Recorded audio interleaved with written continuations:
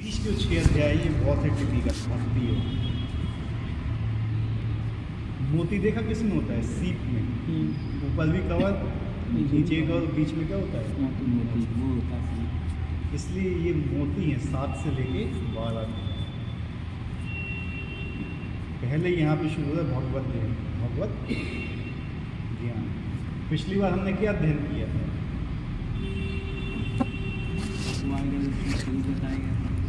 सबसे मुख्य योग कौन सा है भगवान को प्राप्त करने? भक्ति योग।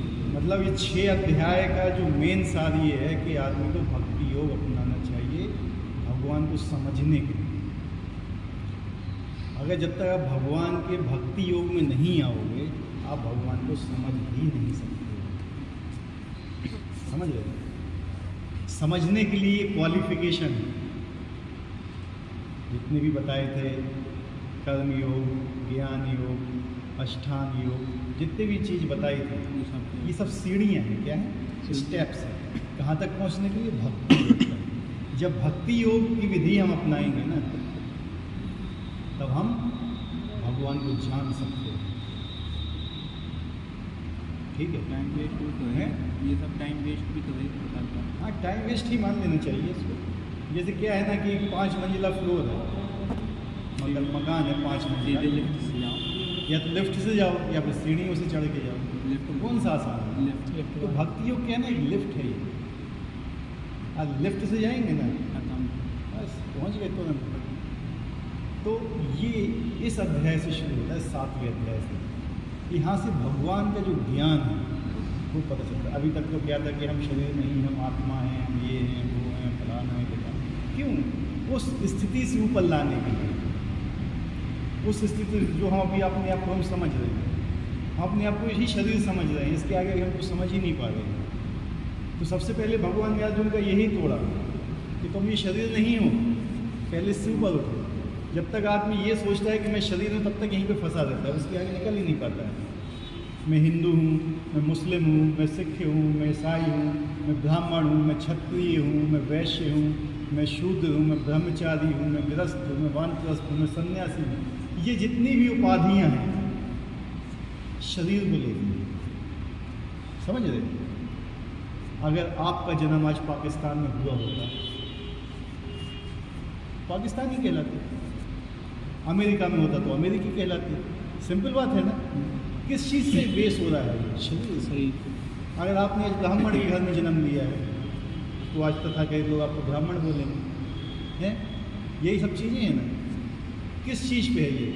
जब हमारा शरीर ही सनातन नहीं है तो शरीर से संबंधित जितनी भी चीज़ें वो कैसे सनातन हो सकती हैं? कितने साल का है शरीर?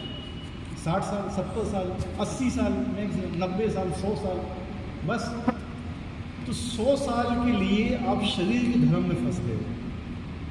इसमें आप ये मान रहे कि मैं हिंदुस्तानी हूँ, मैं हिंदू हूँ, मैं ब्राह्मण हूँ, मैं ब्रह्मचारी हूँ, मैं गृहस्थ हूँ, बस इसी में। लेकिन जब ये नाश हो जाएगा तो आपके सारे धर्म भी नाश हो जाएंगे। तो वास्तविक धर्म क्या है?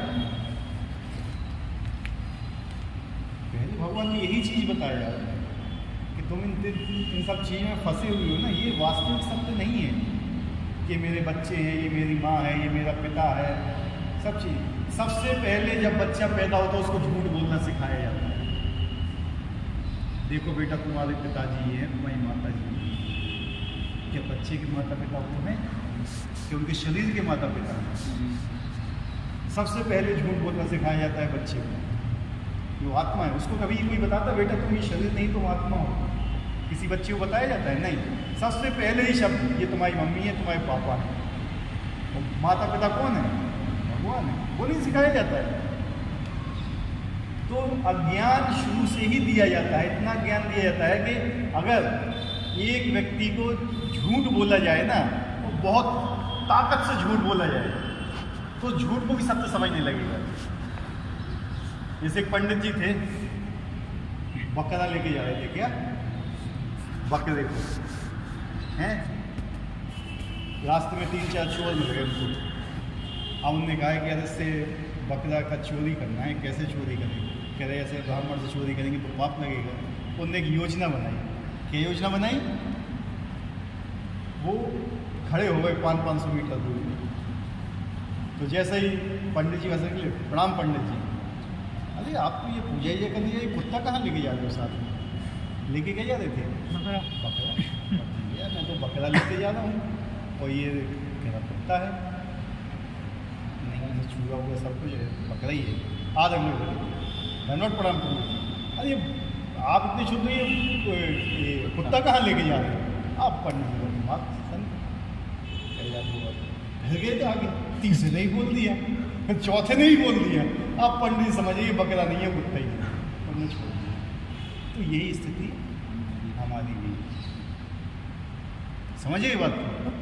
हमें गलत चीज़ें इतनी बताई गई हैं, इतनी बताई गई हैं कि हम उनको ही सही समझने लगे। क्या समझने लगे? उनको ही सही समझ लें, उनको ही अपना हमने धर्म मान लिया कि हमारा धर्म है, जबकि वो वास्तविक नहीं है। क्या वास्तविक नहीं है? वास्तविक क्या बताया भगवान ने कि तुम एक आत्मा, ठीक है। और जब तुमने शरीर धारण किया है तो ये वास्तविक तुम्हारा धर्म नहीं है। ये शरीर भी जो तुम्हें मिला है तो अपने पुराने कर्मों के अनुसार मिला होगा, तुम भोगने के लिए आए हो। वो जो मनुष्य का शरीर मिला है, इसका प्रमुख काम क्या है? आत्म साक्षात्कार, भगवान के रास्ते पे चलो, भगवान की सेवा करो, ये है तुम्हारा वास्तविक धर्म। तो वही नहीं सिखाया जाता है। यानी हम बकरे हैं लेकिन हमें क्या बोला जा रहा है? तुम कुत्ते हो, ठीक है। ये स्थिति है। तो भगवत ज्ञान जो है, ये अध्याय है, इसमें भगवान अब अपना ज्ञान बताते हैं। भगवान को कोई भी नहीं जान सकता है। भगवान ने भगवत गीता में बोला, बड़े से बड़े ऋषि मुनि भी मुझे नहीं जानते हैं। तो हमारी क्या स्थिति है जानने की? इसमें कितने लोग अमेरिका गए हैं? कोई नहीं गए। तो हम तुमसे अमेरिका के बारे में पूछेंगे तो क्या बताओगे? कुछ बता पाओगे? हैं? कुछ बता पाओगे अमेरिका के बारे में? लेकिन ये बंदा अमेरिका से धराता है, वो बता सकता है? या अमेरिका के राष्ट्रपति या अमेरिका का कोई भी, वो अमेरिका के बारे में बहुत अच्छी तरह बता सकता है। तो हम भगवान के बारे में नहीं बता सकते, क्योंकि हमारी स्थिति जो है ना, अभी हम उस स्थिति में नहीं है। लेकिन जो व्यक्ति वहाँ से धराया हुआ है वो बता देता है। इसलिए जो भगवान के पार्षद होते हैं ना, वो बताते हैं भगवान के बारे में। भगवान ऐसे, वो यहाँ पे स्वयं कौन बता रहा है? भगवान अपने बारे में बता रहे हैं कि मैं ऐसा हूँ, मैं ऐसा हूँ, ठीक है। जब वो बताएंगे अपने बारे में तो पूर्ण ज्ञान होगा, और हम जो बताएंगे उनके बारे में अटकलें होंगी। क्या होंगी? शायद ऐसा होगा, शायद ऐसा होगा। जैसे अमेरिका में होता है, शायद वहाँ पे ऐसा होगा, शायद वहाँ ऐसा होगा, शायद वहाँ ऐसा, शायद लगा रहे, लेकिन कन्फर्मिटी नहीं रहेगी, ठीक है। तो ये जो भगवत ज्ञान यहाँ पे बताया अध्याय में, इसी के ऊपर है पूरा अध्याय। मय्या शक्ति मना पाथा योगाम्युं युज्जन्यमाश्रया असंशयं समग्रं मां यथा ज्ञासस्य तीक्ष्णा।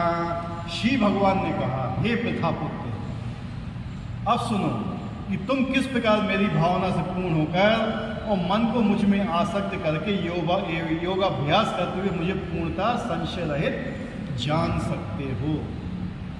इतनी विधियां जो अभी तक चली हैं, प्रथम अध्याय से लेकर 6ठे अध्याय तक, भगवान ने किसी में नहीं बोला कि तुम इन विधियों से मुझे जान सकते हो। केवल भक्ति योग ही ऐसी विधि है जिसमें भगवान क्या कह रहे हैं कि तुम मुझे जान सकते हो। अन्यथा जो भी योगी हैं वो भगवान को नहीं जान सकते। निष्काम कर्म योगी, सकाम कर्म योगी, कर्म कांडी, ज्ञान योगी, ये केवल अपनी अटकलें लगाते हैं, लेकिन भगवान को नहीं जान सकते हैं। लेकिन जो व्यक्ति भगवान की शरण में आता है, भगवान की प्रेम पूरा भक्ति करता है, उनको समझ जाता है। तो भगवान खुद उसको जनाते हैं कि मैं ऐसा हूँ। तो क्या बोला भगवान ने? हे प्रथा पुत्र। प्रथा कौन है? प्रथा किसको बोला गया है? प्रथा मतलब क्या है? प्रथा पुत्र। कुंती महारानी का नाम था प्रथा, इसलिए अर्जुन को पार्थ बोलते हैं। क्या बोलते हैं? अर्जुन को, युधिष्ठिर को और भीम को क्या बोलते हैं? पार्थ। भगवान ने बोला हुआ है पार्थ, प्रथा के पुत्र पार्थ। यहाँ पे सीधा ने प्रथापुत्र बोल दिया है। ठीक है, अब सुनो, तुम किस तरह मेरी भावना से पूर्ण, किसकी भावना से? कृष्ण की भावना से, कृष्ण भावना से पूर्ण होकर मन को मुझ में आसक्त करके, हमें मन को किस में आसक्त करना है? भगवान में। लेकिन हमारी आसक्ति कहाँ पे है आज? दुनिया में है कि नहीं? दुनिया में आसक्ति। जब तक हमारी दुनिया में आसक्ति रहेगी, और जितने भी जो ये योग हैं, कर्मकांड में आसक्ति कहाँ होती है? हमें स्वर्ग लोक तक जाना है, हाँ, ऐश्वर्य चाहिए सब। ठीक है, सकाम कर्म, मैं ये चीज़ करूँगा तो मुझे ये फल मिलना चाहिए, फल की आसक्ति होती है। ज्ञान कांड, योग में सिद्धि की आसक्ति होती है, ज्ञान में मुक्ति की आसक्ति होती है। लेकिन भगवान की आसक्ति किसी में नहीं होती है। इसलिए क्या कहते हैं? भगवान, मन को मुझ में आसक्त करो। किसमें? भगवान में आसक्त करो मन को। हर आदमी आसक्त है, हर एक आदमी आसक्त है। आसक्त मतलब पागल है पागल कि नहीं है? कोई व्यक्ति ऐसा जो पागल नहीं है, ये बताइए मुझे। सब हैं। कोई धन के पीछे पागल, कोई नौकरी के पीछे पागल, कोई जमीन के पीछे पागल, कोई बच्चों के पीछे पागल, कोई पत्नी के पीछे पागल, कोई ऐश्वर्य के पीछे पागल। तो अगर हम भगवान के पीछे पागल है तो क्या फर्क है बताइए? हैं तो सभी पागल, लेकिन कोई श्रेष्ठ पागल है, कोई कम पागल है। समझ रहे हैं ना बात? तो मन को किस में आसक्त करना है? मन को मुझ में आसक्त करके योग अभ्यास करते हुए, क्या करते हुए? योग का अभ्यास करते हुए मुझे पूर्णतः संशय रहित जान सकते। मतलब तुम ऐसे जान, कोई भी संशय नहीं रह जाएगा तुम्हारे अंदर, और तुम मुझे जान लो। अब लोग कहते हैं भगवान के ऊपर मन आसक्त करो, मन केंद्रित करो भगवान के ऊपर। आजकल ध्यान की हजारों विधियां चल रही हैं, लेकिन किसी ध्यान की विधि में ये नहीं बताया जाता कि भगवान के ऊपर ध्यान केंद्रित करना है। कोई कहेगा इस बिंदु पर केंद्रित करो, कोई कहेगा इसके ऊपर केंद्रित करो, आंखें बंद करो, ये करो, वो करो। लेकिन जिस आदमी का मन जहाँ लगा होता है ना, जब वो ध्यान केंद्रित करता है, उसका मन वहीं जाता है। जहाँ पे तुम्हारा ध्यान चल रहा है ना, जहाँ पे तुम्हारी प्रैक्टिस चल रही है, किसी चीज़ का प्रयास चल रहा है, तुम्हारा मन वहीं जाएगा। आप जितना ही वहाँ से निकालने का प्रयास करोगे, जाएगा वो वहीं पे। ट्राई कर लेना। अगर आपका मन भगवान में लगा हुआ है ना, तो आप कहीं पे भी काम करते रहना, मन आपको भगवान में ही लगा रहेगा। अगर आपका मन लगा है पैसे के कमाने के चक्कर में, तो आप माला जाप करो तो आपको कमाई दिखेगी कि मैं यहाँ कितना कमा लूँगा, वहाँ कितना कमा लूँगा, इतना कर लूँ, वो कर लूँ, यही लगेगा। मेन चीज़ होती है ध्यान। एक माता होती है, माँ होती है, उसका एक छोटा बच्चा होता है 5-6 महीना का, खेलता है आंगन में, वो कुछ भी करती रहे, उसका ध्यान कहाँ रहेगा? बच्चे के ऊपर रहेगा उसका ध्यान। वो हमेशा देखती रहेगी बच्चे को, हमेशा, कहीं कुछ करना ले, कहीं कुछ पटकना ले, कहीं कुछ नहीं, लेकिन सब काम करेगी वो, लेकिन ध्यान कहाँ रहेगा? बच्चे पे। इसी प्रकार से भक्त का होता है, कहीं पर भी काम करता रहे, लेकिन ध्यान कहाँ रहेगा? इसलिए भगवान ने अर्जुन को बोला था, मेरा स्मरण करो और युद्ध करो। कहीं पे भी युद्ध करो, लेकिन मेरा स्मरण होना चाहिए। जब आपका भगवान का स्मरण होगा तो भगवान में आसक्त हो। भगवान में आसक्ति क्या है? भगवान की कथाएं सुनो, भगवान के बारे में पढ़ो, जो अब यहाँ से चालू होगा।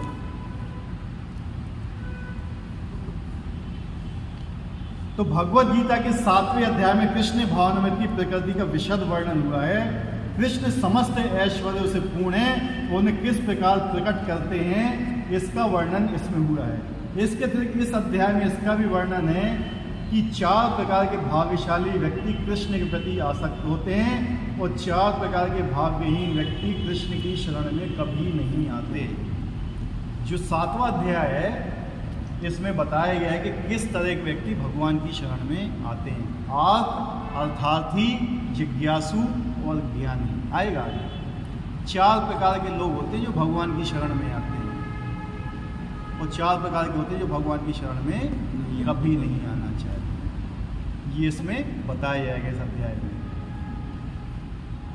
प्रथम 6 अध्यायों में जीवात्मा को अभौतिक आत्मा के रूप में वर्णित किया गया है, जो विभिन्न प्रकार के योगों द्वारा आत्म साक्षात्कार को प्राप्त होता है। जो अभी तक जितने भी योग बताए गए थे, ये किसके लिए हैं?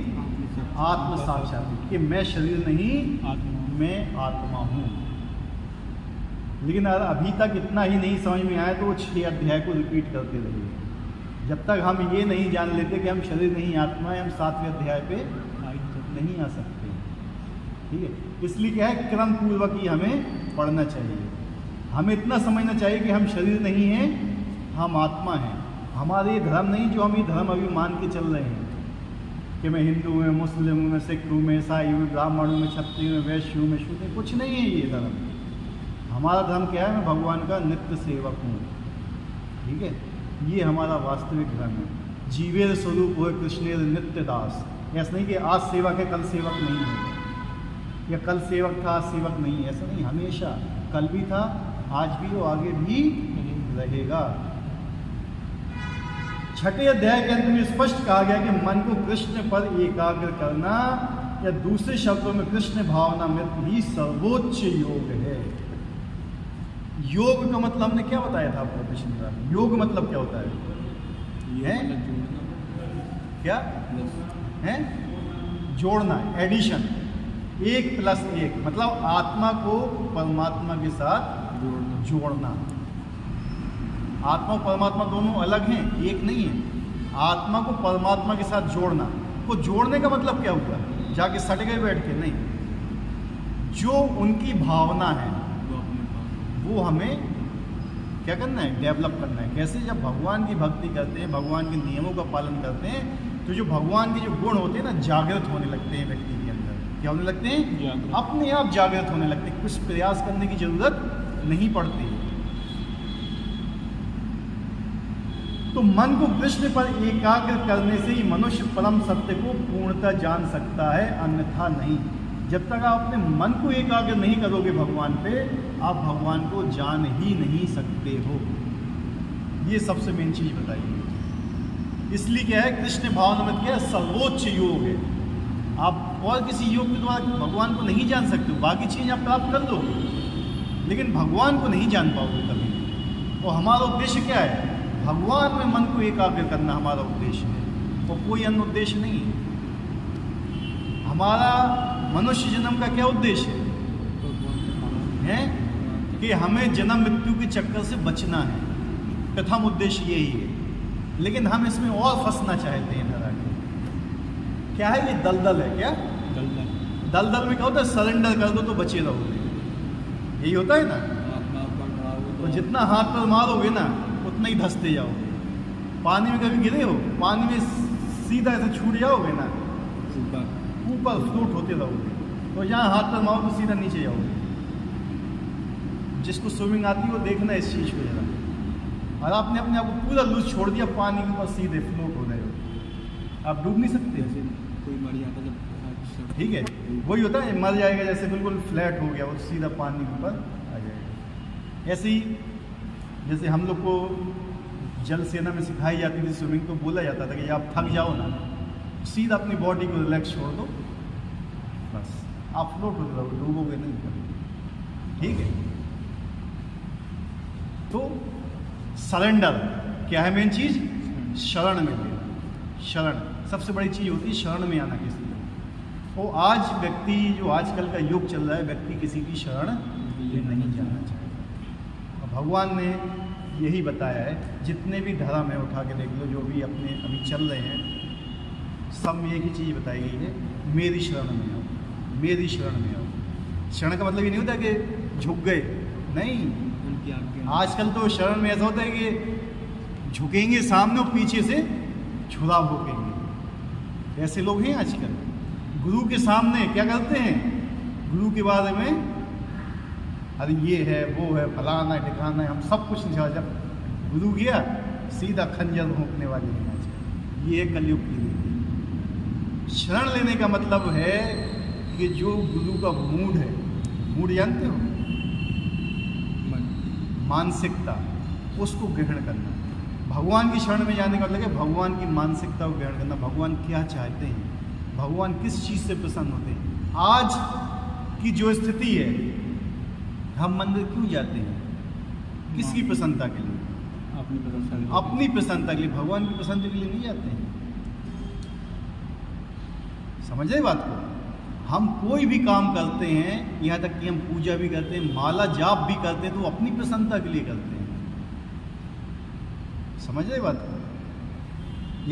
आदमी ने धर्म के क्षेत्र में भी घुस के अपनी प्रसन्नता के लिए काम कर रहा है, अपने लिए नियम बना रहा है कि मैं इस तरह से नियम बनाऊंगा और मैं इस नियम से चलूंगा। लेकिन जो भगवान या आचार्यों ने नियम दिए हैं उसके अनुसार नहीं चलना चाहता है। समझे बात को? सब लोग अपनी प्रसन्नता के लिए मंदिर जाते हैं, अपनी प्रसन्नता के लिए माला जाप करते हैं, अपनी प्रसन्नता के लिए नौकरी करते हैं, अपनी प्रसन्नता के लिए मैरिज करते हैं, अपनी प्रसन्नता के लिए ही सब कुछ कर रहे हैं। लेकिन होना क्या चाहिए? भगवान की प्रसन्नता होना चाहिए उसमें। अगर भगवान ने बोला है कि ये करना है, चाहे वो चीज़ गलत भी हो, जैसा कि बताया गया था किसमें, महाभारत में दिखाया गया है। जब भगवान ने बोला था युधिष्ठिर महाराज को कि वो लो अश्वत्थामा मारा गया, उसमें किसकी प्रसन्नता थी? भगवान की प्रसन्नता की। लेकिन नहीं बोला उसने, इसलिए उनको नरक के दर्शन करना पड़े थे। मेन धर्म लोग ये समझते नहीं है। मेन मनुष्य क्या सोचने लगता है, भगवान ने कहा कि झूठ बोलो। झूठ क्या है, सत्य क्या है, ये भी लोग नहीं जानते हैं आजकल के। झूठ क्या है, सत्य क्या है। ठीक है, अगर धर्म की रक्षा के लिए आपको झूठ भी बोलना पड़ रहा है तो हजारों झूठ से क्या है, श्रेष्ठ। मेन क्या है, भगवान क्यों आते हैं धरा पर? किस लिए आते हैं भगवान धरती पर? या भगवान की पास क्यों आते हैं? यदा यदा ही धर्मस्य ग्लानिर्भवति भवति भारत। जब जब धर्म का नाश होता है और अधर्म की प्रधानता बढ़ती है, तब तक मैं अवतार लेता हूं। किसकी रक्षा के लिए? धर्म की रक्षा के लिए, धार्मिक सिद्धांत को। और धार्मिक सिद्धांतों की रक्षा के लिए आपको झूठ भी बोलना पड़ रहा है तो भी हजार सत्य बोलने से श्रेष्ठ है वो। ठीक है, उसको झूठ नहीं बोलते हैं। फिर क्या है, उसको झूठ नहीं बोला जाता है। तो यही चीजें शास्त्रों में बताई गई हैं कि क्या धर्म है, ठीक है, क्या सत्य है, क्या झूठ है। सत्य क्या है बताइए? सत्य किसे बोलते हैं? सत्य भगवान हैं। और बताइए सत्य का मतलब क्या होता है? जो कभी मिटे नहीं, जो आगे भी कुछ रहे। बोलिए। हैं? जो आगे भी रहे, जो पहले भी था, जो रहेगा। सत्य मतलब होता है सनातन। इसने सही बोला, जो हमेशा है, पहले भी था, आज भी है और आगे भी रहेगा। जैसे मैं बोलूं हरे कृष्ण, आज मैं जवान हूँ, तो क्या मैं 10 साल बाद जवान रहूँगा? या 10 साल पहले मैं जवान था? नहीं, मैं बच्चा था, बच्चे से यौवन अवस्था, इधर बुढ़ापा आ गया, तो मेरा शरीर भी सत्य नहीं है। कल मैं गरीब था, आज मैं अमीर हूँ, कल फिर मैं गरीब हो जाऊँगा, ये भी सत्य नहीं है। दुनिया ही सत्य नहीं है, दुनिया ही सत्य नहीं है। कोई बताया था, शुरू से ही झूठ बोलना सिखा दिया जाता है। ये मेरी माता है, ये मेरा पिता है। ठीक है, ठीक है, वो तुम्हारे शरीर का पालन करने के लिए भगवान ने उनको जिम्मेवारी दी है, तुम्हें जिम्मेवारी दी है उनकी सेवा करने के लिए। अपना धर्म निभाइए, शरीर का धर्म है वो शरीर का धर्म निभाइए, जो आत्मा का धर्म है वो आत्मा का निभाइए। लेकिन हम क्या करते हैं, दोनों को मिक्स कर देते हैं। शरीर के धर्म में आत्मा का धर्म मिक्स और आत्मा के धर्म में शरीर का धर्म मिक्स। ठीक है, जो सच्चा पिता है हमारा, उसको हम भूल जाते हैं। ये हम भूल जाते हैं कि पिछले जन्म में हमारा पिता कौन था। क्या उसकी सेवा भी आप कर रहे हो? कि आज अगले जन्म में आपको पिता कौन होगा, क्या उसकी सेवा करने वाले हो अभी आप? नहीं। कितने हजारों जन्म हो जाए, हजारों पिता हो चुके हैं आपके, हजारों माताएं हो चुकी हैं आपकी। क्या सबकी सेवा कर रहे हो? मैं तो अपने पिता की सेवा करता हूँ, माता पिता। इसलिए कहते हैं जो परम पिता है और जो परम माता है उसकी सेवा करो, सबकी सेवा अपने आप हो जाएगी। समझ रहे बात को?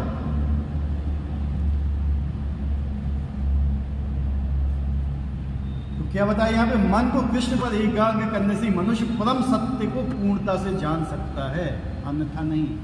जब तक आप भगवान के ऊपर ध्यान केंद्रित नहीं करोगे, मन एकाग्र नहीं करोगे भगवान के ऊपर, आप परम सत्य को नहीं जान सकते। श्रीमद् भागवतम का पहले ही श्लोक था, उसमें भगवान को बोला गया परम सत्य। क्या बोला गया है? भगवान परम सत्य हैं। निर्विशेष ब्रह्म ज्योति या अंतर्यात्मिक परमात्मा की अनुभूति परम सत्य का पूर्ण ज्ञान नहीं, क्योंकि आंशिक होती है। जो लोग इसमें लगे रहते हैं, ज्योति का ध्यान करते हैं, किसका? ब्रह्म ज्योति, या अपने हृदय में परमात्मा, योगी लोग क्या करते हैं? अपने हृदय के अंदर परमात्मा का ध्यान करते हैं, सेवा नहीं करते हैं। किसका करते हैं? हृदय के अंदर परमात्मा का ध्यान करते हैं। और कुछ लोग ब्रह्म ज्योति का ध्यान करते हैं, भगवान लाइट है, उसके आगे कुछ नहीं है। ठीक है, तो ये क्या है? भगवान का आंशिक स्वरूप है। क्या है? आंशिक। जैसे बोला जाता, हमने एक उदाहरण दिया था ना आपको रसगुल्ले का, याद है आपको? अरे कहीं रसगुल्ले बन रहे हो, पहले उसकी खुशबू आती है, तो आपको क्या पता चलता है? रसगुल्ले कहीं बन रहे हैं। आपको सब चीज़ ध्यान में आती है कि हाँ, लेकिन जो स्मेल ले रहा है वो उसका टेस्ट नहीं बता सकता है। टेस्ट वही बता सकता है जो उसको खा चुका है। यानी भगवान का गुण, नाम, रूप, गुण, लीला वही बता सकता है जो वहाँ तक गया हुआ है। और जो वहाँ तक नहीं गया हुआ वो क्या कहता था? भगवान निराकार है, भगवान एक ज्योति है। भगवान क्या है? परमात्मा के स्वरूप हृदय में विराजमान है, बस। लेकिन सेवा का जब भाव आता है तो खत्म खेल। क्या कोई लाइट से प्रेम कर सकता है? लाइट, बिजली, प्रकाश से हो गई नहीं हैं? कीड़े मकोड़े हैं ना, तो हम थोड़ी कीड़े मकोड़े हैं। लाइट से कोई प्रेम कर सकता है? हो गई नहीं, क्योंकि उसका है, उसका भी स्वरूप नहीं है ना। हमें क्या है? एक व्यक्ति चाहिए प्रेम करने के लिए, जिसमें कुछ आदान प्रदान होता है। ठीक है, जैसे कहते हैं कि हमने शादी कर ली, पत्नी से प्रेम हो रहा है, आप फोटो से शादी कर लो, उससे प्रेम हो जाएगा? हैं? ये आप उससे ये कहते हैं आपकी पत्नी निराकार है, प्रेम करो उससे, हो जाएगा? नेवर। उसके लिए क्या है? एक शाश्वत होना चाहिए। इसलिए भगवान को निराकार नहीं बोला गया, इसलिए सेवा बोला गया। कभी निराकार की सेवा नहीं हो सकती है। सेवा होती है साकार व्यक्ति की। किसकी? साकार व्यक्ति की। सेवा कर रहे हो, किसी की कोई है एंटाइटी जिसकी तुम सेवा कर रहे हो। ठीक है, अब इसमें आगे बताएगा, पूरा अध्याय इसी चीज पे है। ये अध्याय की क्या है? भूमिका है। क्या है? भूमिका। पूर्ण कृष्ण ही पूर्ण तथा वैज्ञानिक ज्ञान है, और कृष्ण भावना में भी मनुष्य को सारी अनुभूति होती है। क्या? कृष्ण ही पूर्ण वैज्ञानिक ज्ञान है, और कृष्ण भावना में भी मनुष्य को सारी अनुभूति होती। अगर आपने कृष्ण को जान लिया तो उसके आगे कुछ भी जानने योग्य नहीं बचता है। आप सब कुछ जान जाते हैं। यहाँ वैज्ञानिक का मतलब आया, इसका क्या है वैज्ञानिक का? वैज्ञानिक जैसे कुछ भी आप वैज्ञानिक चीज़ को समझना चाहो, होता है विज्ञान की तरह, यानी मतलब अनुभव के बाद। वैज्ञानिक होता है अनुभव के बाद। पूर्ण कृष्ण भावना नृत्य में मनुष्य जान पाता है, कृष्ण ही निसंदेह परम ज्ञान है। विभिन्न प्रकार के योग को कृष्ण भावना की मतलब क्या है? भगवान कृष्ण ही क्या है? परम ज्ञान। तो जितने उनकी राशि क्या है? परम योग परम ज्ञान क्या है? तो सोपान है, यानी एक सोपान है जो क्या है? ये कुछ डिस्टेंस तक आपको पहुंचाते हैं, कवर करते हैं, बस वो है पार्ट जब कृष्ण तक पहुंच जाओगे चीज आपको अपने आप मिलेगी, आपको अलग से प्रयास करने की जरूरत नहीं पड़ेगी। सोपान मतलब पड़ाव भी बोल सकते हैं। क्या? पड़ाव। जो व्यक्ति कृष्ण भावना को ग्रहण करता है, स्वतः ब्रह्म जो की तरह परमात्मा विषय पूरी तरह जान लेता है। आपने रसगुल्ला को खा लिया तो आपको रसगुल्ले का कलर भी पता चल गया, आपको शेप भी पता चल गया, उसकी स्मेल भी पता चल गई, है कि नहीं? या तो ऐसा तो नहीं है कि आपने उसको खा लिया तो आपको उसका पता ही नहीं चला कि कलर कैसा है। ऐसा होता है कभी? या उसका स्वाद कैसा है ये भी नहीं। लेकिन जो आदमी केवल उसको देखता है, उसने कभी उसको चखा नहीं है, उसका स्वाद कभी नहीं बता पाएगा। जिसने उसकी स्मेल ली तो उसका कलर भी कभी नहीं बता पाएगा। इसलिए जो ब्रह्म ज्योति है, ब्रह्म ज्योति क्या है? केवल उसका अनुभव करते हैं भगवान का। क्या करते हैं? अनुभव। लेकिन ना तो भगवान को देख पाते हैं, न उनकी नाम, रूप, गुण, लीला को जान पाते हैं। उससे आगे की स्थिति है परमात्मा ज्ञान। वो भगवान के दर्शन करते हैं। क्या करते हैं? दर्शन। लेकिन उनके नाम, रूप, गुण, लीला से वो जानकार नहीं होते। ठीक है, तो जानकारी उसी व्यक्ति को होती है जिसने पूरा अध्ययन किया। जैसे एक हमने उदाहरण आपको और बताया था, एक गांव में ट्रेन आना थी। क्या आना थी? ट्रेन। पहली बार, उससे पहले पूरे गांव में किसी ने ट्रेन नहीं देखी। 3 आदमियों को डिटेल किया गया, जाओ तुम प्लेटफॉर्म में देख के हमें बताना कि ट्रेन कैसी होती है, क्योंकि बहुत दूर था प्लेटफॉर्म। 3 आदमी गए, जैसे ही ट्रेन आई तो वहाँ से उसको क्या दिखाई दी? सबसे पहले लाइट। वो आदमी सोचा कि मैंने दर्शन कर लिया, तुरंत भागा वहाँ से। क्या हुआ? तुरंत भागो। कहाँ हो जाती है कि जो ट्रेन होती है लाइट की तरह। किसकी तरह? दूसरे व्यक्ति ने जरा धैर्य किया तो उसने क्या मारा? सायरन। क्या मारा? सायरन। वो भागा, वो कह रहा कि लाइट नहीं, उसमें आवाज़ भी होती है। वो कह रहा नहीं लाइट होती है, वो कह रहा लाइट आवाज़ दोनों होती है। लेकिन तीसरा व्यक्ति वहाँ खड़ा रहा। ट्रेन आई, प्लेटफॉर्म पे खड़ी हुई, उसने देखा उससे आदमी उतरे, आदमी उसके ऊपर चढ़े। अंदर सब कुछ है, बैठने की जगह है, सब कुछ खाने पीने हर चीज़ की जगह है। अब जब ये तीसरा व्यक्ति वहाँ गया तो पूर्ण ज्ञान किसने दिया? तीसरे व्यक्ति ने दिया ना। तो इसलिए क्या है ना, भगवान को जानने के लिए भक्ति योग तक पहुँचने की धैर्य की आवश्यकता है। किस चीज़ की? धैर्य। और लोग उतना धैर्य नहीं धारण कर पाते। उनको जैसे ही ज्योति के दर्शन होते हैं, अरे मिल गया, खत्म, खेल, इसके आगे कुछ है ही नहीं। ठीक है, किसी को परमात्मा के दर्शन हो गए हृदय में, मुझे दर्शन हो गए, बस मुझे कुछ नहीं चाहिए। लेकिन जो भक्त होता है वो भगवान से आदान प्रदान करना चाहता है। ठीक है, इसलिए उसको भक्ति योग सर्वश्रेष्ठ को लगे।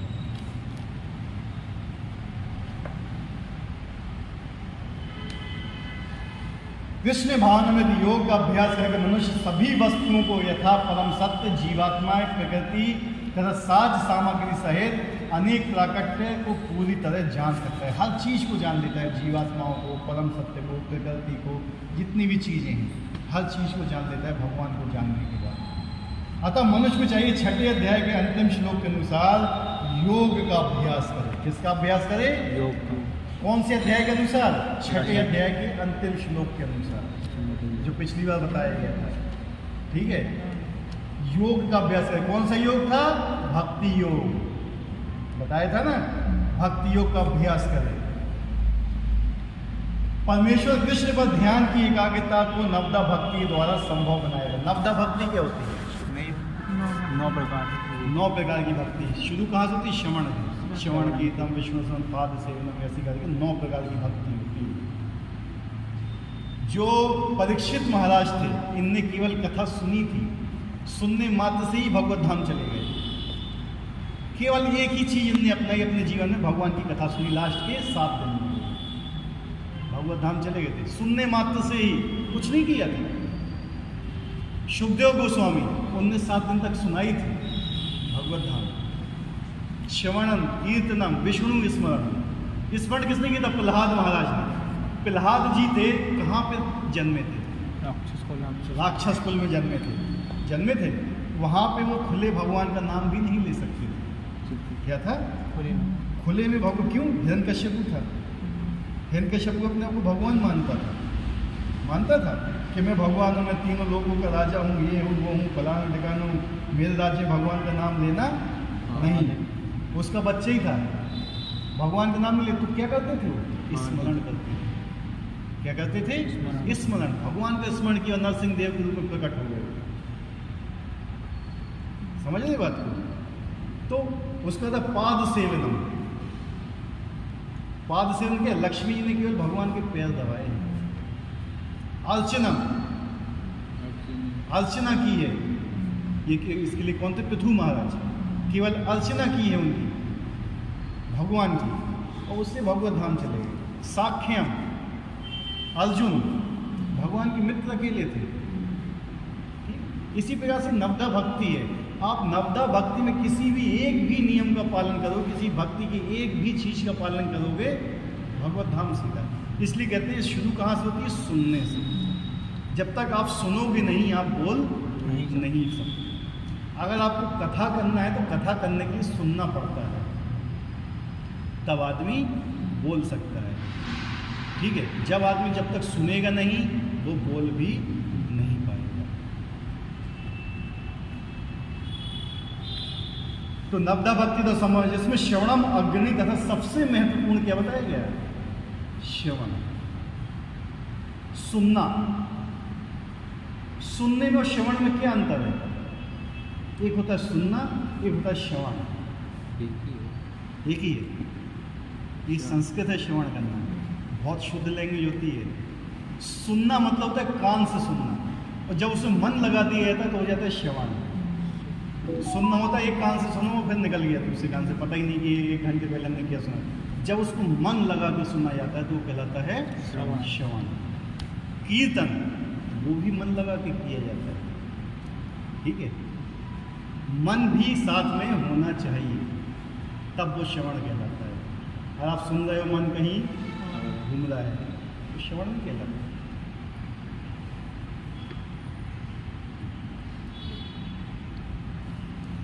अतः भगवान अर्जुन कहते तीक्ष्ण अर्थात मुझसे सुनो। किससे सुनो? भगवान से। ये सबसे महत्वपूर्ण चीज है। हमें किससे सुनना चाहिए? किसी भी व्यक्ति से सुन लो नहीं।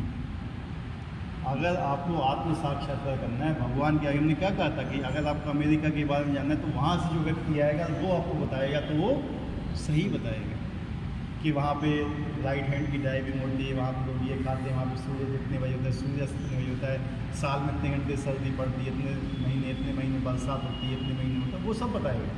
तो जो तुम ज्योग्राफी पढ़ते हो वहीं के व्यक्ति ने वहाँ जाके ही वो चीज़ ला के आपकी किताब में लिखा होगा, ठीक है। होता है ऐसा कि नहीं?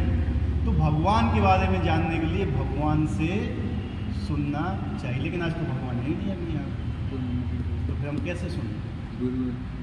इसलिए परंपरा बनाई गई। क्या बनाई गई है? परंपरा।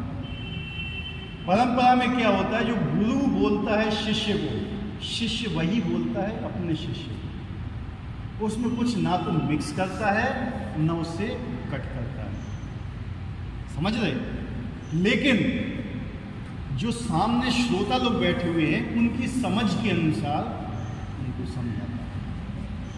क्योंकि आज के पहले जो भगवान ने भगवद गीता बोली थी 45 मिनट में बोल के ख़त्म कर दी। कितने मिनट में? 45 मिनट्स में अर्जुन को बोल के समाप्त कर दी थी। अर्जुन को सब याद हो गई और यहाँ 2 साल हो गया। कितना हो गया है? 2 साल। 2 साल। वो कितना याद है वो बता देंगे, ठीक है। तो क्या है ना, जो सामने व्यक्ति होता है उसकी समझ के अनुसार, वो कितना समझ सकता है उसकी समझ के अनुसार ही बोलना पड़ता है। एक प्रोफेसर होता है, क्या होता है? प्रोफेसर। वो डिग्री कॉलेज में भी पढ़ाता है, तो अगर वही प्रोफेसर फर्स्ट क्लास में आए पढ़ाने के लिए, उसको कैसे पढ़ाना पड़ेगा? उनकी समझ के अनुसार पढ़ाना पड़ेगा। अगर वो वैसे ही पढ़ा देगा जैसा वो डिग्री कॉलेज में पढ़ाता है तो नहीं आएगा समझ में, ठीक है।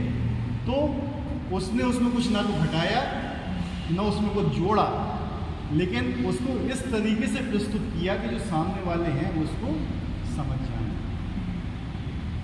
ये होती है ज्ञान की प्रक्रिया, ये होती है परंपरा। परंपरा ने, गुरु ने अपने शिष्य को ज्ञान दिया, शिष्य ने उस ज्ञान को धारण किया, उसी ज्ञान को बिना कुछ मिलाए और बिना कुछ घटाए अपने शिष्य को प्रदान किया। उसको बोलते हैं गुरु शिष्य परंपरा। परंपरा। अगर आप उससे सुनते हो, जो भगवान ने जो बोला हुआ था वही वो व्यक्ति आपको भी बोला, तो उससे आपको फर्क पड़ेगा।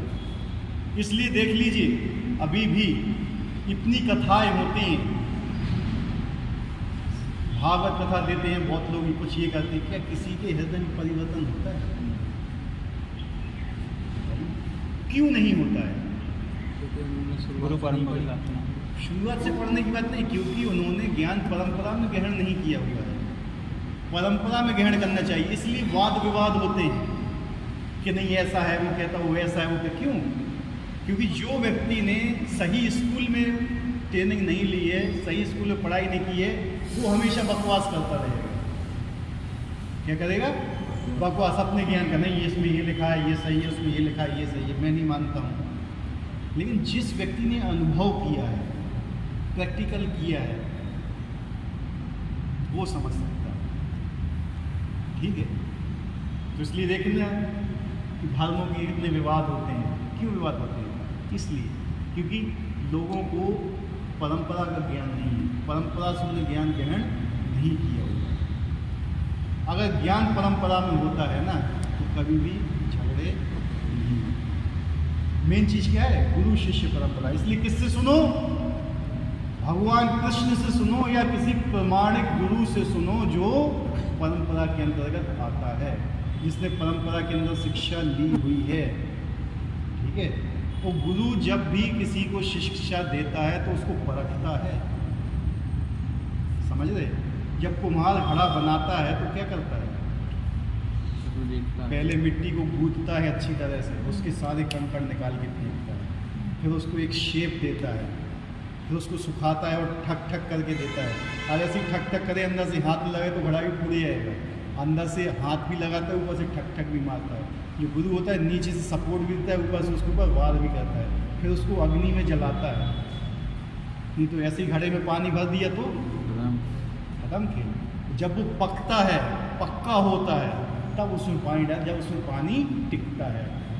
इसलिए पढ़ने से ज्ञान कभी नहीं आता है, एक चीज़ हमेशा याद रखना। आप चाहो तो पूरे शास्त्रों को उठा के पढ़ लेना, लेकिन जब आप उसका अप्लाई करने का समय आएगा तो आप अप्लाई नहीं कर पाओगे। है इम्प्लीमेंट ही नहीं होता। इसलिए कहते हैं कि गुरु के अंडर गुरु आपको सिखाता है कि इम्प्लीमेंट उसको कैसे करना है, कैसी परिस्थिति आती है। जब जिस समय क्या कहते हैं लोग कि मैं जब से भक्ति में आया मेरे ऊपर बहुत परिस्थिति, मेरी कंडीशन बहुत ख़राब हो गई, पहले तो सब अच्छा चलता था। क्यों होता है ये? क्योंकि भगवान अब उसको पक्का बना रहे हैं।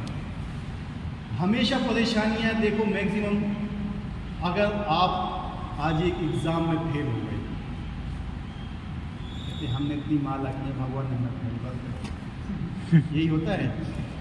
वही देखो पांडवों को, उनके साथ क्या क्या नहीं हुआ था। बचपन में उनके पिता चले गए, भगवान को नहीं छोड़ा। उनके घर में आग लगा दी गई, भगवान की बस श्रद्धा नहीं टिकी। उनका घर बार छोड़ दिया, उसकी पत्नी को बेइज्जत किया पूरी सभा में, भगवान की बस श्रद्धा नहीं छूटी।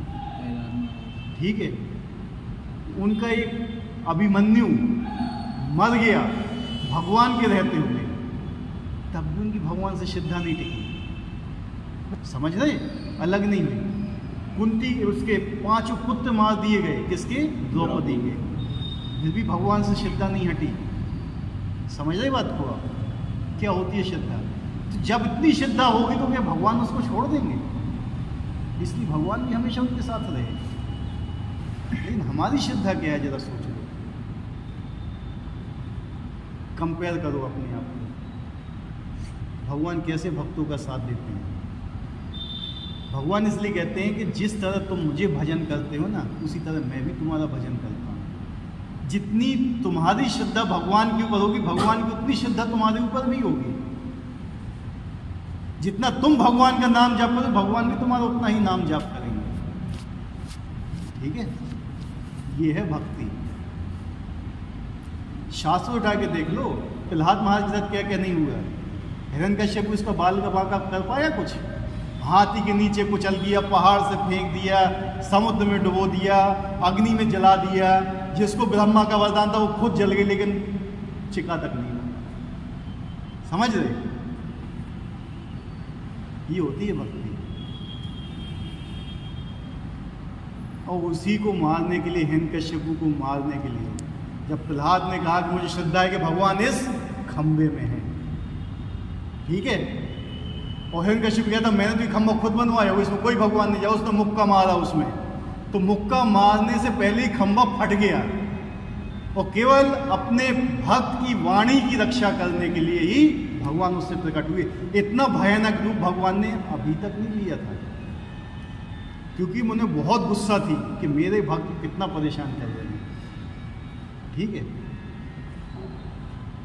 वहीं पे देख लो महाभारत में दोनों भक्त थे, भीष्म पितामह भी भगवान के भक्त थे और अर्जुन भी भगवान के भक्त थे। और जब दोनों भक्तों का सामना हुआ तो भगवान ने कैसे दिखाया उसमें, बहुत मार्मिक स्टोरी है ये। भीष्म ने वचन ले लिया कि कल मैं 5 पांडवों का संहार कर दूंगा। ठीक है, और नहीं तो कृष्ण को अपना शस्त्र उठाना पड़ेगा। ठीक है, और यहाँ पे भगवान समझ गए थे। समझ रहे बात को? अब उनकी भी क्या थी, उनको इनकी रक्षा भी करना है। तो भगवान ऐसे कि उन्होंने अपने भक्तों की रक्षा के लिए अपना वचन तोड़ दिया। क्या किया था? दोनों भक्तों की रक्षा के लिए अपने वचन तोड़ दिया था उनने। क्या आप तोड़ते हो? एक भगवान ने अपना वचन तोड़ दिया अपने भक्तों की रक्षा के लिए, यानी उनकी भी रक्षा हो गई, उनके वचन की, इनके वचन की भी रक्षा हो गई। और भगवान ने शस्त्र उठा लिया था। वो भी मेरा भक्त है, ये भी मेरा भक्त है, और दोनों अटूट भक्त थे, भीष्म पितामह भी और ये भी। ठीक है, बहुत अच्छी प्रार्थना है भीष्म स्तुति, जब पढ़ के देखना कहीं भागवतम में, हृदय मतलब गदगद हो जाता है सुनने के साथ उनका। जो कोई उसको सुनता है भीष्म स्तुति को, क्या उनने स्तुति की थी भगवान की, जानी उस चीज़ को कि भगवान के बारे में जानता है वही जो भक्ति योग की विधि पे आता है। ये तो कोई नहीं जान पाता है। सत्यते परमात्मा है, निराकार है, काम खत्म, बस, इससे आगे कुछ है ही नहीं। तो जिस समय भीष्म पितामह को उकसाया था दुर्योधन ने कि तुम युद्ध तो मेरी तरफ से कर रहे हो और पक्ष तुम्हारा पांडव, इसलिए तुम मान नहीं रहे हो, इसलिए उनने 5 बाण दिए थे कि ये 5 बाण हैं, काल में इनको इन्हीं 5 बाण से 5 पांडवों को मार दूंगा। तो दुर्योधन ने क्या कहा, नहीं, ये 5 बाण मुझे दे दो, मैं तुम्हें कल ये वहाँ पे दूंगा। ठीक है, दुर्योधन ने ये बोला, और भगवान समझ गए थे, वो तो अंतर्यामी है। तो उन्होंने कहा अर्जुन को, तो तुम्हें याद है एक बार तुम्हें दुर्योधन ने वचन दिया था कि तुम जो चाहोगे वो तुम्हें देगा। क्यों? क्योंकि एक बार अर्जुन ने रक्षा की थी दुर्योधन की। ये रक्षा कब की थी? काम्य वन में। काम्य वन में जब ये लोग वनवास में थे तो इनको चिढ़ाने के लिए, किसके लिए? इनको चिढ़ाने के लिए, तुम लोग कष्ट भोग रहे हो, पूरे ऐश्वर्य लेके दुर्योधन कहाँ गया था? वन में। बढ़िया वहाँ नृत्य हो रहे थे, भोग बन रहे थे, छत्तीसों सब कुछ। तो इंद्र को ये बात पता चल गई और साथ में ये लोग उनको मारना भी चाहते थे। तो इंद्र ने क्या किया था? भेजे वहाँ से, उसका नाम नहीं आ रहा, एक देवता होते हैं एक टाइप के, उनको भेजा वहाँ से कि जाओ इनको वो करो। तो उनका युद्ध हुआ कौरवों के साथ में, और कौरव हार गए। और उस जगह पे कर्ण भी उनके साथ था। कर्ण छोड़ के भाग गया, युद्ध क्षेत्र छोड़ के भाग गया। गंधर्व थे वो, गंधर्व, और उसमें से एक गंधर्व ने उसका हाथ पकड़ा दुर्योधन का और ले जाने लगा पकड़ के कि अब चल तू मेरे साथ, तू यहाँ किस लिए आया था, मैं तुझे समझाता हूँ। ठीक है, तो फिर वही दुर्योधन जो पांडवों को मारने आया था, वो फिर चिल्ला रहा है, अर्जुन मेरी रक्षा करो, युधिष्ठिर मेरी रक्षा करो, भीम मुझे बचाओ।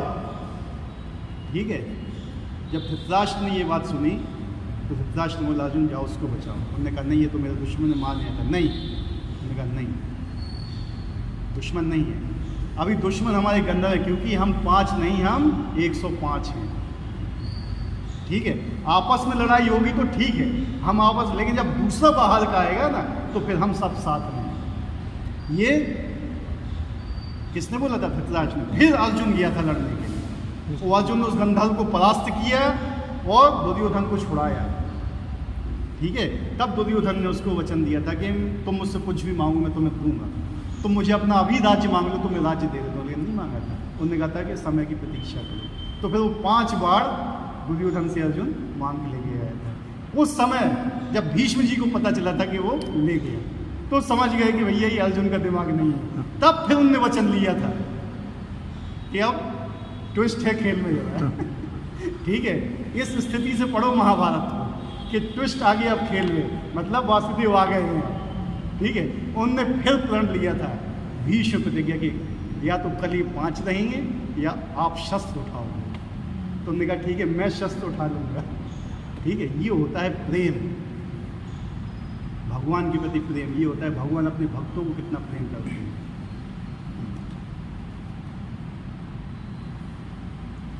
तो कृष्ण से बढ़कर कोई प्रमाण नहीं है, अतः उनसे सुनने का जिसे सौभाग्य प्राप्त होता है पूर्णतः कृष्ण भावना भावित हो जाता है। अतः मनुष्य को या तो साक्षात कृष्ण से या कृष्ण के शुद्ध भक्त से सीखना चाहिए, ना कि अपनी शिक्षा का अभिमान करने वाले अभक्त से। बहुत से लोगों को शास्त्र पढ़ के अभिमान आ जाता है। क्या होता है? अभिमान कि मैंने ये शास्त्र पढ़े, मैंने ये शास्त्र पढ़े, मैंने ये पढ़ लिया, मैंने सारे वेद पढ़ लिए, मैंने सारे पुराण पढ़ लिए, मेरे आगे कौन टिक सकता है। तो वो अभिमान आदमी को नष्ट कर देता है। उस व्यक्ति से नहीं सुनना चाहिए।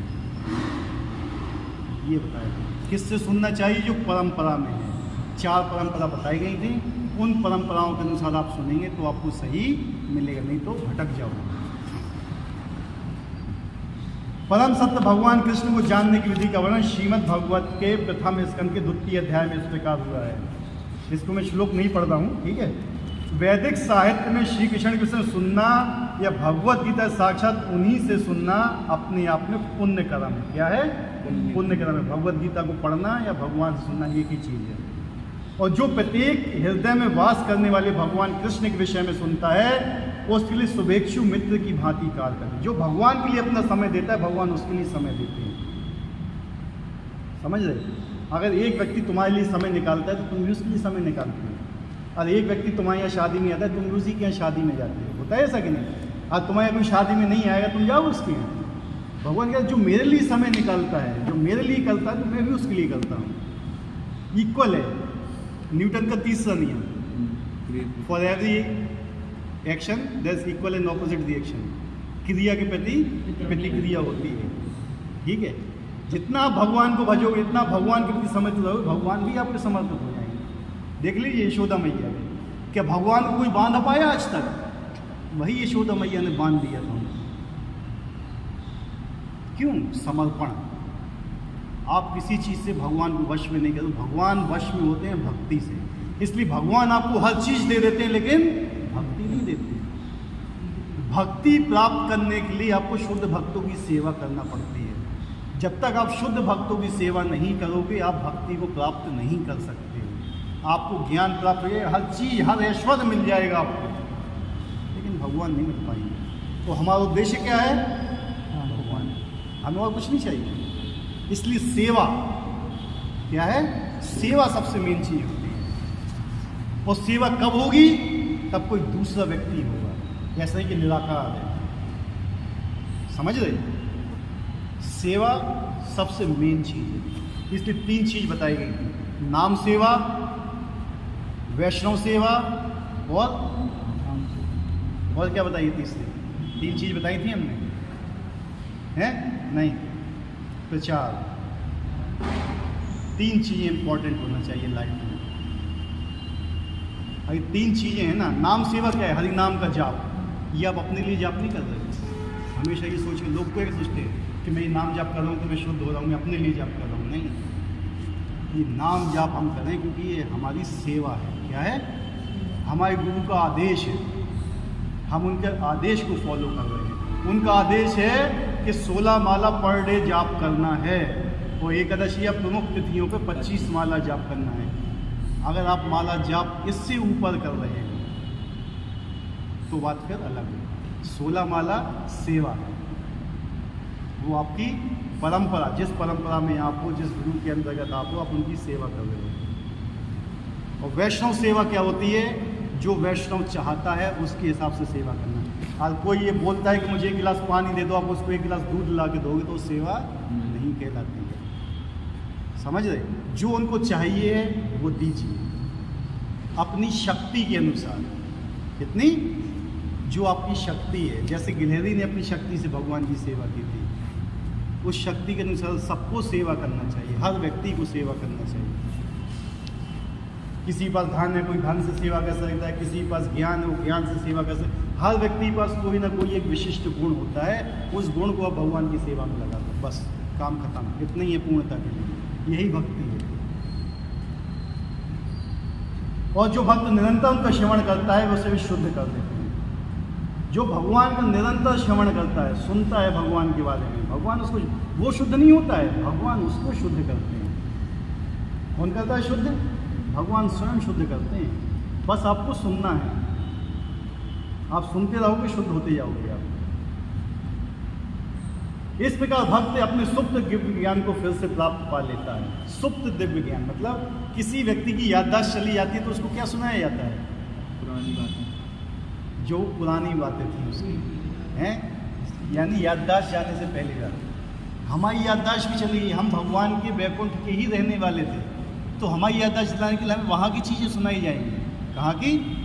इसलिए कहते हैं कि शास्त्रों को पढ़िए, आपको याद आएगा हर चीज़। और फिर एक ऐसी स्थिति आती है सेवा करते हो कि आपको अब सारी स्थितियाँ याद आए। अब आपको अपनी वो स्थिति भी याद आ जाएगी कि आप वैकुंठ में भगवान की किस सेवा में लगे हुए थे, आप क्या करते थे, सब याद आ जाएगा केवल श्रवण मात्र से।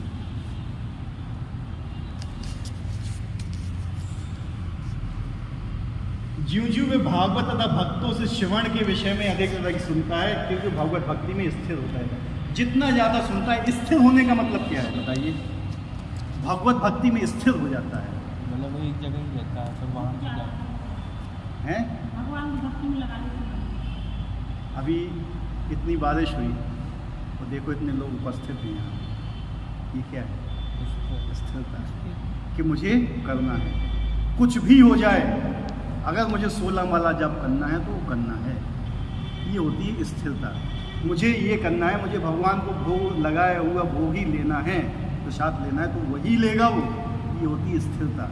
कैसी भी परिस्थिति आ जाए भक्ति के नियम को नहीं छोड़ेगा, ये होती है स्थिरता।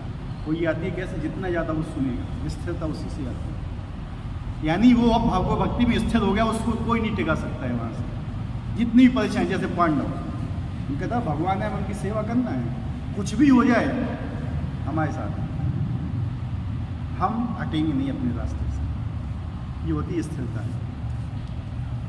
समझ रहे बात को? भक्ति के विकसित होने पर वह रजो तथा तमोगुण से मुक्त होता है। इस प्रकार भौतिक काम तथा लोभ कम हो जाते हैं। रजोगुण और तमोगुण ये आपकी भक्ति में बाधक होते हैं। इसलिए बोला जाता है कि संयमित जीवन जियो। क्या? संयमित जीवन जीने से क्या होता है? रजोगुण और तमोगुण कम होने लगते हैं और सतोगुण बढ़ने लगते। संयमित रूप से जीवन जीना, जितना आपको जरूरी है उतना काम कीजिए, जितना खाना है उतना। अननेसेसरी का लोभ मत कीजिए, अननेसेसरी की इच्छाएं मत कीजिए। एक नियमित जीविए, जितना तुम्हें जरूरी है उतना अपने पास रखिए, उससे अपना काम चलाइए। संयमित जीवन जीने से आदमी लोभ में फंसता है, मुझे और कमाना है, मुझे ये करना है, मेरे पास साइकिल है, अब मुझे 2 व्हीलर लेना, 4 व्हीलर लेना है, अब 1 मंजिल घर, 2 मंजिल बनना चाहिए, अब 4 मंजिल बनना चाहिए। इससे वो क्या है? रजोगुण में पड़ा रहेगा, भगवान की भक्ति में उसका मन नहीं लगेगा। लेकिन जब वो संयमित हो जाता है कि हाँ अब बस इतना ही काफ़ी है, अब मुझे अपने अगले जन्म के बारे में विचार करना है, ठीक है। लोग अब तो अपना अगला जन्म भी नहीं मानते कि अगला जन्म होगा भी कि नहीं होगा, इतनी श्रद्धा नहीं है उनको, ठीक है। हाँ वही है ना कि ये जानवरों की वो होती है, जानवरों की भावना। जानवर क्या होते हैं? खाओ पियो, आहार निद्रा भय मैथुन, बस काम खत्म, आगे जो होगा किसने देखा। ये जानवरों की मेंटलिटी होती है। ये कोई भक्तों की मेंटलिटी, भक्त जानता है कि मैं पहले भी था, आज भी हूँ, आगे भी रहूँगा, मैं सनातन हूँ, मैं शरीर नहीं हूँ। वो अपने आप को शरीर मानता है, इसलिए शरीर का जन्म थोड़ी होता है। कौन होता है? आत्मा जाती है दूसरे शरीर में, आत्मा। जब आप अपने आप को आत्मा समझे तब तो अगले जन्म के बारे में विचार करोगे आप, नहीं तो करोगे ही नहीं। पहला पड़ाव तो यही है, इसलिए तो भगवान ने पहले 6 अध्याय में ये बताया तुम शरीर नहीं आत्मा हो, ठीक है। जब यही नहीं जाने तो फिर क्या जाने? तब अगला स्टेप आता है भगवान को जानने का। तो जब तक आप रजो तमोगुण से मुक्त नहीं होगे तब तक आप सतोगुण में नहीं आओगे। संयमित जीवन, संयमित जीवन, संयमित जीवन का एक स्लोगन बोला था शील प्रभुपाद ने,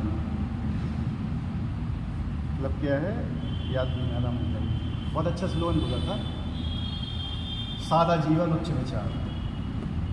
क्या है? सादा जीवन उच्च विचार। क्या ये स्लोगन आजकल के काल में है? कौन व्यक्ति सादा जीवन जीता है? वो उच्च विचार किसके हैं? सब व्यक्ति उच्च जीवन जीना चाहते हैं और विचार 3rd क्लास के, सादा भी नहीं हैं, सादा भी नहीं, 3rd क्लास के। मुझे उसको कैसे चीट करना है, मुझे उसको कैसे नीचे दिखाना है, समझ रहे? ये 3rd क्लास के विचार आज दिमाग में पनपते हैं। और जीवन कैसा है? मुझे ये करना है, अपने ये करना है, वो करना है, ये सब चीज़ें आप भगवत भक्ति में नहीं लग पाओगे। आपको केवल अपने शरीर के लिए उतना करना है, इतनी ज़रूरत है, ठीक है। ज़रूरतों को पूरी करना है, आवश्यकताएं तो बहुत बढ़ती जाती हैं आपकी।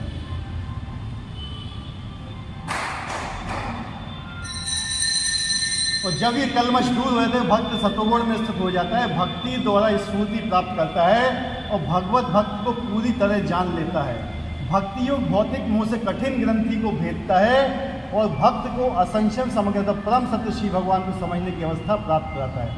ये देखो, ये एक शब्द आया है, भक्ति योग भौतिक मोह की कठिन ग्रंथि को भेदता है। ये कठिन ग्रंथि क्या है? कठिन ग्रंथि मोह है और संसार से।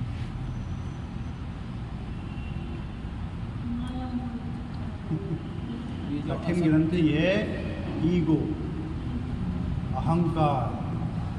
सबसे खतरनाक चीज़ है अहंकार। इसी अहंकार के चलते लोग भगवान की शरण नहीं लेते, अपने आप को भगवान का सेवक नहीं मानते।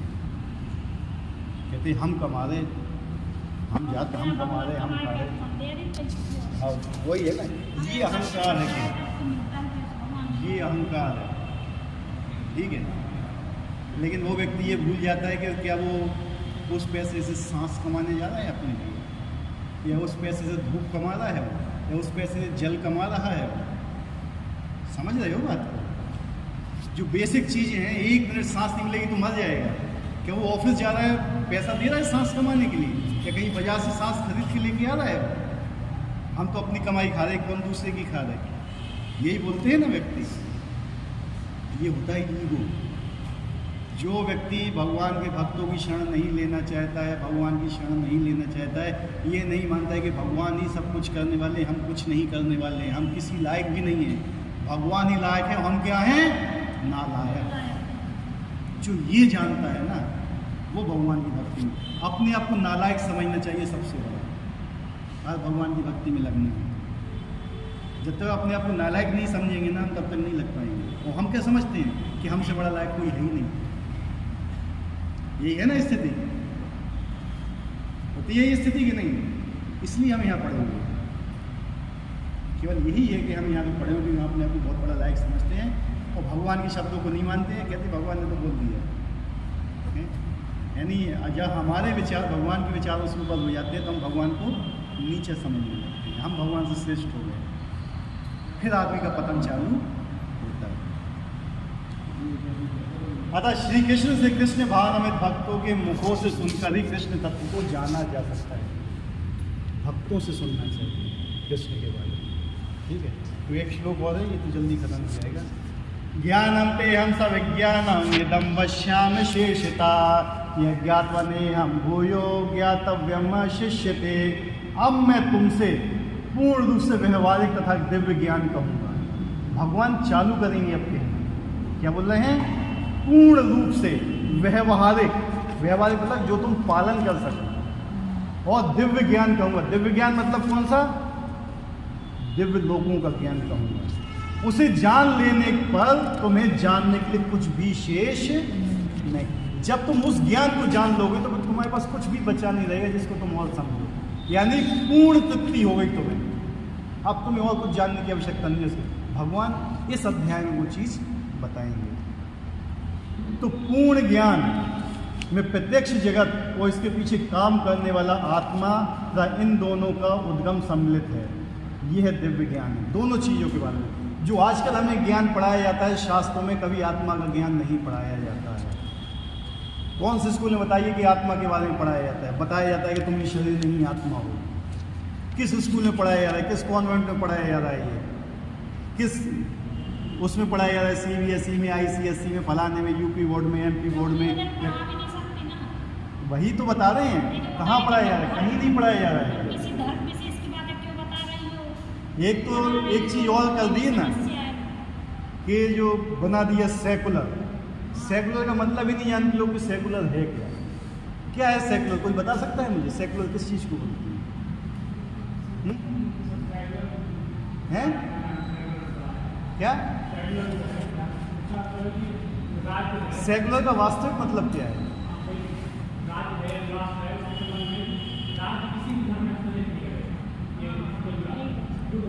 हमारा जो है धर्मनिरपेक्ष, धर्मनिरपेक्ष मतलब क्या है? धर्म को हम निरपेक्ष मानते हैं, समझ रहे? एक होता है धर्म सापेक्ष, एक होता है धर्म निरपेक्ष। जिसमें धर्म को प्रधानता दी जाती है वो होता है धर्म सापेक्ष, और जिसमें धर्म को प्रधानता नहीं दी जाती है वो धर्म निरपेक्ष। और धर्म में नहीं ना पशु भी समान, समझ लो अभी।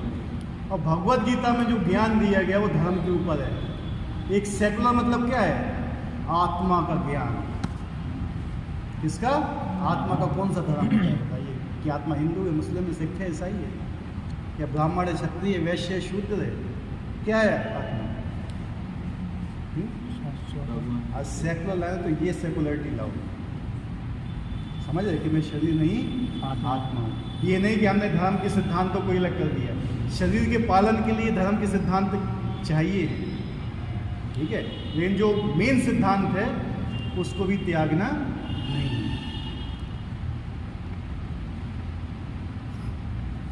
भगवान उपयुक्त ज्ञान पद्धति बताना चाहते हैं क्योंकि अर्जुन उनका विश्वस्त भक्त तथा मित्र है। चतुर्थ अध्याय के प्रारंभ में इसकी व्याख्या भगवान कृष्ण ने की और उसी की पुष्टि यहाँ पर हो रही है।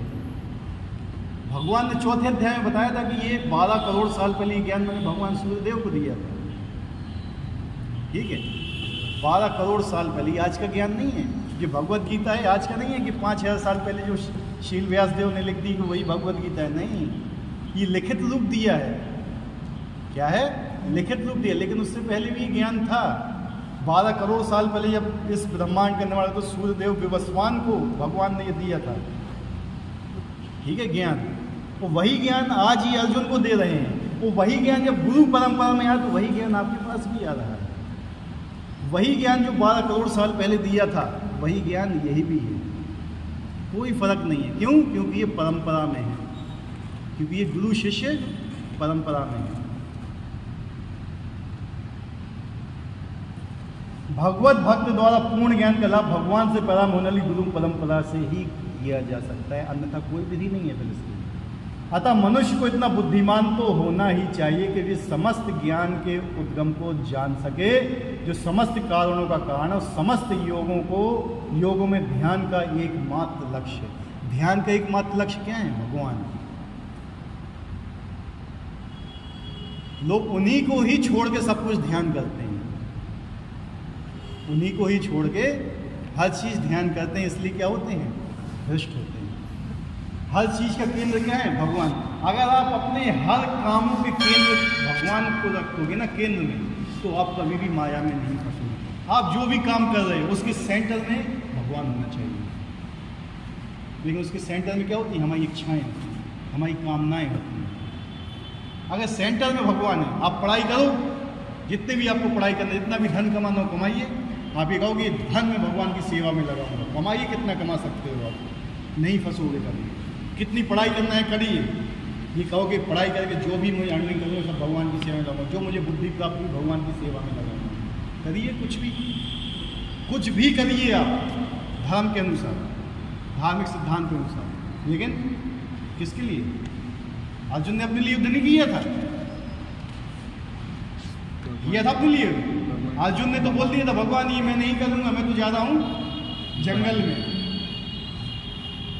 हम आप लोग से नहीं कहते कि सब घर बार छोड़ के, बीवी पत्नी बच्चे माता पिता को छोड़ के अब चले जा जंगल। नहीं, यहीं रहो, इनका पालन करो, भगवान को स्मरण करो। यही अर्जुन को बोला था। कहते हैं लोग कि भगवत गीता को सुनने के बाद लोग घर बार छोड़ देते हैं। भगवत गीता किसने सुनाई थी? किसने सुनाई थी? कितनी पत्नियां थी उनकी? 16,108। किसको सुनाई थी? उसकी कितनी पत्नियां थी? 5। जब उनने नहीं छोड़ा तो कहाँ से ज्ञान आ गया यार कि तुम छोड़ दो? ये परंपरा के विरुद्ध ज्ञान है। नहीं, छोड़ना नहीं है ना, वही तो बात है ना कि भगवान का आदेश नहीं है ना। भगवान का आदेश है तुम अपना कर्तव्य पालन करो, तुम्हें अपना कर्तव्य भी नहीं त्यागना है, और जो मेन कर्तव्य है उसका भी पालन करना है। शरीर का धर्म भी पालन करना है और आत्मा का धर्म भी पालन करना है। शरीर इस संसार का है, किसका है? और आपकी आत्मा परम धाम की है, तो उसका भी पालन करना है, इसका भी पालन करना है। ठीक है, तो दोनों चीज़ों में बैलेंस बनाना है। क्या भागते कौन है? ये जिम्मेवारी नहीं उठाना चाहते, वो लोग भागते हैं। अगर कोई व्यक्ति केवल भगवान के लिए ही भागता है तो ठीक है, इसलिए भगवान ने संस्तुति की है। और जो व्यक्ति सब कुछ छोड़ छाड़ केवल मेरे ही शरण में आना चाहता है, मुझे ही बचता है, तो भी मैं उसको इन कर्तव्यों के लगने वाले पाप से बचा दूंगा, भगवान ने बोलते हैं। लेकिन अगर आपने इन सब चीज़ों को त्यागा और फिर इन सब चीज़ों के चक्कर में फंस गए तो इसका भी पाप लगेगा, इसका भी पाप लगेगा और नरक के गामी होगा। आजकल यही हो रहा है। बीवी मर गई, खाना बनाने के लिए कोई है नहीं, कमाना है नहीं है, एक गेरुआ वस्त्र पहना, हाथ में लिए कटोरा, फेरने लगे राधे श्याम, बस करना कुछ है नहीं। और वही होता है, यही चल रहा है पाखंड। लेकिन जो वास्तविक साधु है ना, वो ये सब नहीं करता है। वास्तविक साधु की करने की जरूरत नहीं है। अगर वो वास्तविक साधु है तो भगवान उसकी व्यवस्था करते हैं, क्योंकि भगवान को हृदय में है। वो ये जानते हैं कि आपके हृदय में क्या चल रहा है, आप किस लिए मेरी भक्ति कर रहे हो। लोग भगवान की भक्ति भगवान के लिए नहीं, भगवान की शक्तियों को प्राप्त करने के लिए करते हैं। भगवान की शक्तियाँ क्या है? धन, ऐश्वर्य, सुख, सुविधाएं, सब शक्तियाँ हैं भगवान की। लेकिन भगवान तो ये बोलते हैं ना, अभी आएगा इसी अध्याय में, करोड़ों में कोई एक व्यक्ति मेरी शरण में आता है, करोड़ों में पूर्णता। हर आदमी भगवान की शरण में नहीं आ सकता, ठीक है, क्योंकि उसके लिए जलना पड़ता है। सूरज कब प्रकाश देता है? जब वो जलता है। इसलिए अपने आप को भी जलाना पड़ता है, ठीक है। जब तक अपने आप को जलाओगे नहीं ना, तो दूसरे को प्रकाश नहीं दे पाओगे।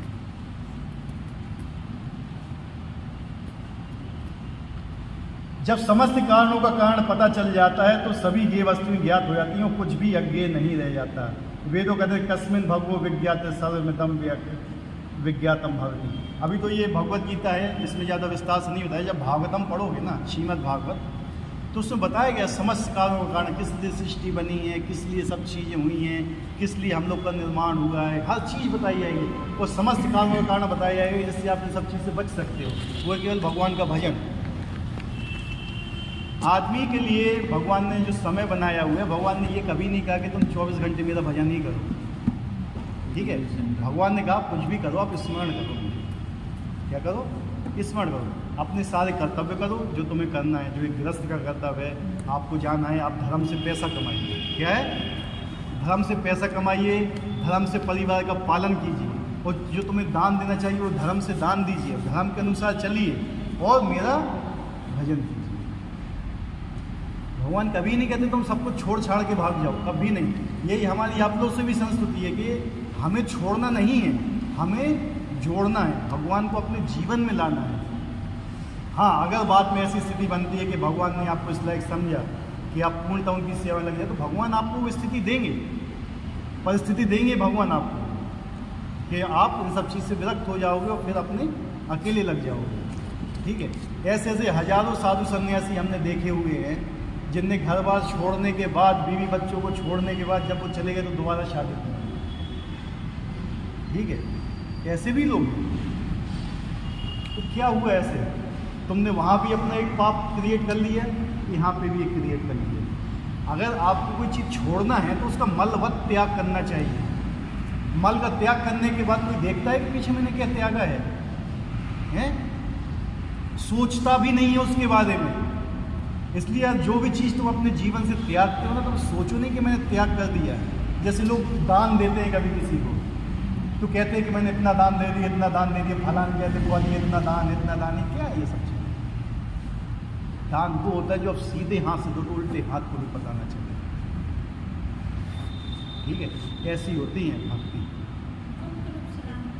गुप्त रूप से करना चाहिए। लेकिन बहुत से लोग क्या होते हैं ना कि ऐसी जगह शो करते, लेकिन उनका मकसद शो करना नहीं होता है। उनका मकसद ये होता है कि मैं दान दे रहा हूँ तो आप लोग भी दान देंगे, तो तो कुछ लोगों का ये मकसद होता है, लेकिन ये नहीं कि जो लिखवा रहा है उसका मकसद यही है कि मैं करवा रहा हूँ, नहीं, उसका ये भी मकसद हो सकता है कि लोग इसको देखें कि मैंने इतना जब डोनेशन दिया हुआ है तो दूसरे लोग भी दें, मतलब दूसरे लोगों को शिक्षा देने के लिए भी करते हैं।